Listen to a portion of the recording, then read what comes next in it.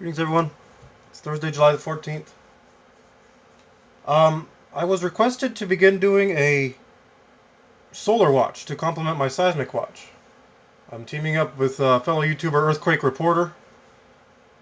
They said they were looking for somebody to do a solar watch once, twice, maybe 3 times a week, and so I accepted, and here we go.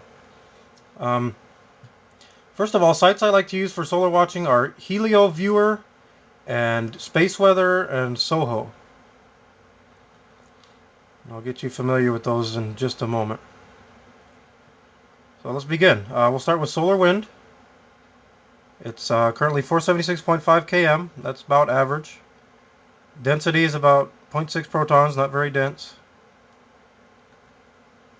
You can see the graph here.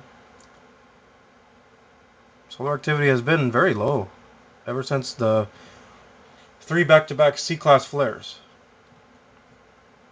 And you can see here X-ray solar flares. Looks like the highest was a B4. Yeah, really low for solar activity flare-wise. And we have our sunspots here. The sun is peppered with spots, but none of them poses a threat for strong flares. Looks like we have 5 to 6 sunspots here, but as they said, none of them are currently showing any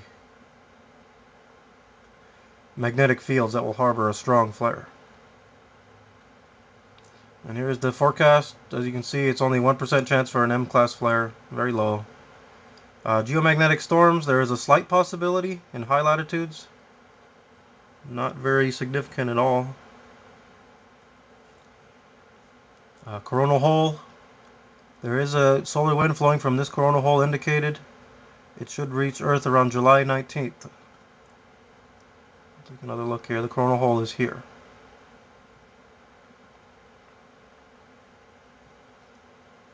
And one more thing of note. Tonight is a full moon, and it's being called the thunder moon. To quote space weather, there's a full moon tonight. According to folklore, it is the thunder moon, named after the booming electrical storms of summer. So I hope to have a couple photos tonight of the full moon.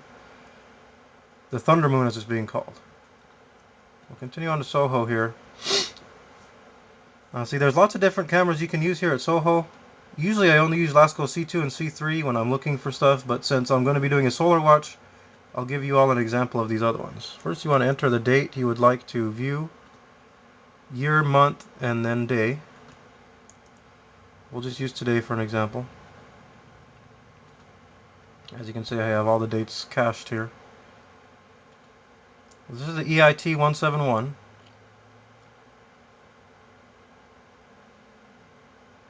There's usually only about 3 or 4 frames of this per day. This basically just gives you different colored views of the sun. EIT 195. And it goes on. So that'll do it for today's solar watch. Again, activity is very low. Slight chance of a magnetic storm. We have sunspots, but none of them are very strong. Solar wind is average. And here's the auroral oval. This is approximately the area you can view auroras in. Take a closer look at that. Yeah, here it is.